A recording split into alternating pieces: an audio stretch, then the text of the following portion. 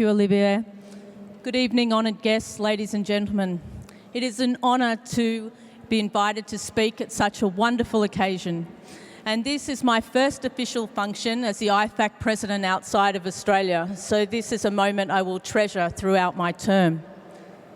Turning 30 is a major milestone. It was not so long ago, I think, that I turned 30. I changed jobs from the wonderful training grounds of PricewaterhouseCoopers to the rough and tumble of the investment banking world of Bankers Trust. I bought a new house and I had a birthday that ended in 0. It turns out that these are 3 of the 4 things that every article on stress indicates of what not to do, and I decided to do all those things in the space of 1 week. As Accountancy Europe turns 30, it is a time to reflect, a time to celebrate, and a time to plan for the future. In regards to reflecting, and Olivia, I didn't have the opportunity to change my speech, so I'm conscious of using your new term. So Accountancy Europe, its first 30 years, you should all be proud of its groundbreaking efforts working across European borders and indeed globally. Its early adoption commitments to the adoption of international standards, and its technical and policy contributions to both the profession and Europe's legislative agenda. You have all had a real impact. In regards to celebrating, wow, does it get any better than this? As my good friend Jane Diplock will tell you, Australians are often awed by Europe's beautiful buildings. We are standing in a building that was built 215 years ago. The oldest building in Australia is exactly the same age, but it's a cottage. It ties back to our convict era. And as my fellow board member, Venan Shroff, he would have terrible difficulty in getting into it because it's such a low doorway. So this is a wonderful, wonderful building and a wonderful event. And again, I'm privileged to be here.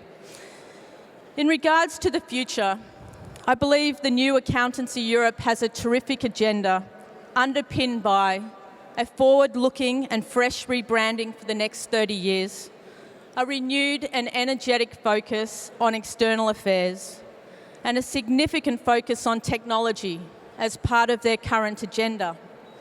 As CFO of technology at Australia's oldest bank, which is almost 200 years old, I am particularly pleased to note in the most recent Accountancy Europe newsletter the enhanced focus on digitisation for business. Occasions like this, at a time of rising fragmentation in politics, remind us that we are part of something bigger, and that it's as important for us to stand up to both the big ideas and principles that guide us, as much as it's imperative that we exhibit the behaviours that remind our stakeholders and the broader public that ours is a profession informed by the public interest. As Accountancy Europe turns 30 and launches its new name, we are reminded that nothing is forever and that change is both good and important. IFAC itself has a major milestone coming up. We are turning 40, but I'm already daunted at the prospects that this is a benchmark for all celebrations. I'm not sure what we will be doing on that 40th anniversary. But like this organisation, we celebrate in the knowledge that our work is deeply in the public interest. And the most visible demonstration of our commitment to the public interest is our support for the standard-setting process that informs the work of millions of professional accountants around the world. You can expect to hear much more about the standards and the standard-setting process in the coming year. They are part of IFAC's DNA. They are embedded in the global economy. As members and friends of the global profession, we feel proud that these standards are developed transparently, accountably, and with the public interest at their heart. Here in Brussels, in the home of the EU, I want to acknowledge the EU's support for standard setting. Mr Van Rompuy, I'd be grateful if you could convey this to your Parliament. Our sincere thanks for EU's engagement in this most crucial endeavour. Beyond standard setting, conversations about the importance of putting trust and integrity at the centre of the global economy, the future of human capital, offering young people a decent education and high-quality jobs, and the transformative effect of technology are big discussions in which our profession has a voice. One of the crucial ways in which we build trust is demonstrated in ethics. Ethics not only defines our profession, it helps set us apart. Once set by church and state, the digital age means every citizen are now nudging the debate on what is right and what is wrong on their smartphones.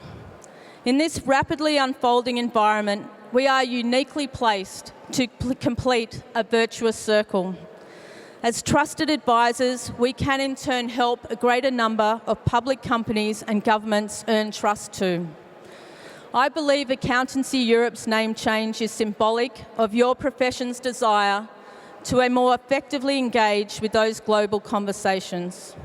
Olivia, Peter, Edelfried, to you and your team at Accountancy Europe, I congratulate you on your forward-looking stewardship.